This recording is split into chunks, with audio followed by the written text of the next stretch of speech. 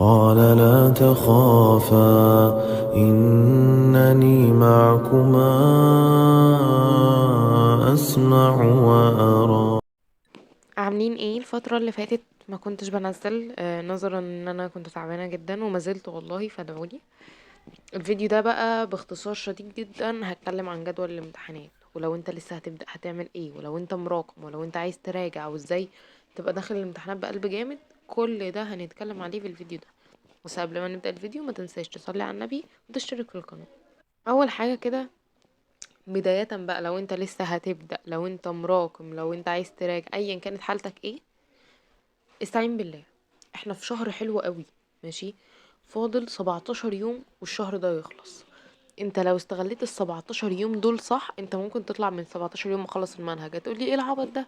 لا، ومستحيل ومش عارفه ايه. اقول لك قسما بالله ما كلامي، ده كلام دكتور في طب بشري خلص فيزياء وكيمياء وانجليزي في 17 يوم، ماشي.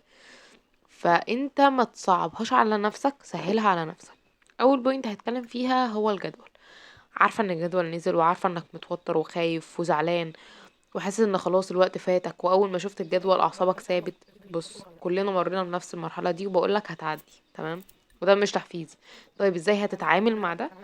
اول حاجة كده، ايا كان الوقت اللي انت بتسمع فيه الفيديو، قوم صلي ركعتين. بعد كده اتكلم بقى مع ربنا براحتك، تمام. اتكلم مع ربنا براحتك، مش بصيغة الدعاوي، اتكلم كنوع من انواع الفضفضة، اتكلم مع ربنا عادي، تمام. بعد بقى ما تتكلم مع ربنا، هتقوم هتكتب كل اللي عليك، سواء انت مراقب، سواء انت هتراجع، سواء انت لسه هتبدأ، اكتب كل اللي عليك. لو انت مراقب، هتقسم الورقة لجزئين، جزء للجديد وجزء للمتراكم، وجزء للحاجات اللي انت تحت كده في الجديد، الحاجات اللي انت مذاكرها بس نسيتها. لو انت لسه هتبدأ من الأول عادي. وأفضل المعسكرات والورش عن الشرح التفصيلي، تمام. يعني مثلا معسكر دكتور كريلس بتاع الفيزياء ده 40 يوم لمم لك حديثة وكيمياء كهربية، قصدي فيزياء كهربية زي الفل، تمام. عربي محمد صلاح، المراجعة بتاعت السنة اللي فاتت، لما المنهج كله بتفاصيل التفاصيل التفاصيل، تمام. الانجليزي عندك مس مي برضو على اليوتيوب، فانت انقذ نفسك بنفسك، تمام.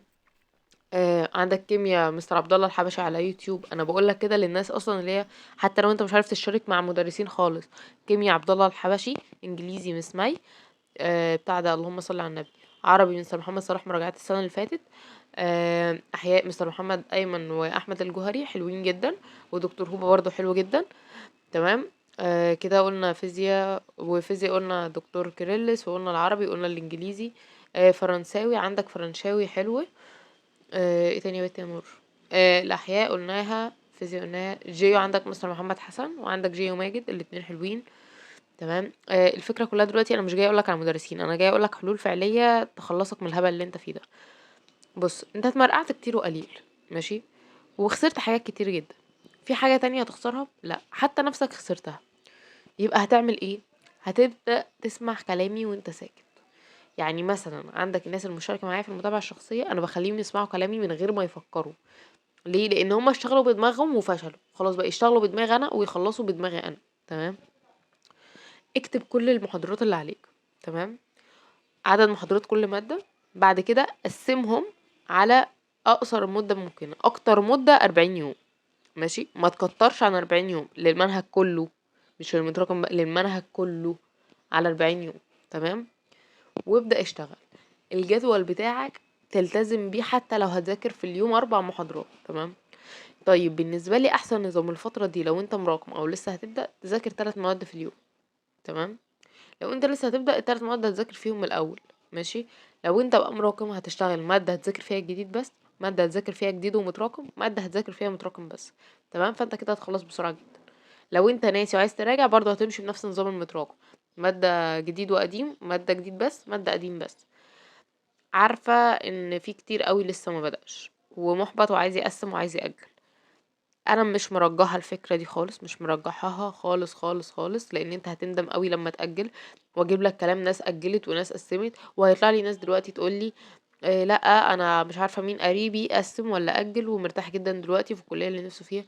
هقول لك ده كده كده نصيبه، تمام. اي حد اجل او قسم فده كده كده خلاص نصيبك. بس هو الفكرة معايا انت ما تضيعش سنة من عمرك يعني بسبب توتر وخوف ملوش اي 30 لازمة، ولا خوفك ولا توترك. خلي خوفك وتوترك ده يبقى طبيعي وصحي، اللي هو يخليك تقوم وتتحرك، مش تقعد تعيط وما تذاكرش. انت ضيعت كتير، بس عياطك على اللي جاي ده ملوش لازمة. هل انت وانت بتعيط المتراكم خلص؟ لا. هل انت وانت بتعيط وبتصوت وبتصيح الجديد وكله خلص وطلعت من الاوائل؟ لا برضه. فاشتغل واتعب شوية، اضغط نفسك شوية، وهتوصل لدرجة كويسة جدا والمجموع كويس جدا طول ما انت نيتك صادقة ومستعين بالله. يبقى اقول لك كده كام خطوة ايه اساسية هتمشي عليها. اول حاجة الاستعانة بالله، تاني حاجة تجدد نيتك، تالت حاجة اكتب كل المحاضرات اللي عليك، عدد محاضرات كل مادة، ماشي. رابع حاجة هتقسمهم على عدد الايام اللي انت عايزها، اكتر حاجة 40 يوم، ما تكترش عن 40 يوم، تمام. طبعا تبقى مراجعة شرح حل، اهم حاجة الحل، تمام. بعد كده ودي تكون اخر خطوة، هو انك تحل امتحانات شاملة حتى لو قبل المراجعة النهائية مع المدرسين. وبالنسبة لحتة اقعد من السنتر ولا لأ، انا من رأيي المتواضع جدا انك تقعد عادي جدا من السنتر، لان في الفترة دي المدرسين بيبقوا بيحلوا اكتر ما بيشرحوا، وانت عايز الاتنين، فبتوع اليوتيوب او الاونلاين بيعملوا كده. بس كده. وفي نهاية الفيديو لو حابب مساعدة، هتلاقي في جداول على قناة التليجرام وعلى قناة الواتس وجروب الواتس. لو عايز تشارك في المتابعة الشخصية برضو انا تحت امرك. انا معاكم للاخر والله العظيم، ما هسيبكم في نص الطريق. كل المطلوب منك تستعين بالله وتبدأ وانا معاكم. وبس كده. سلام.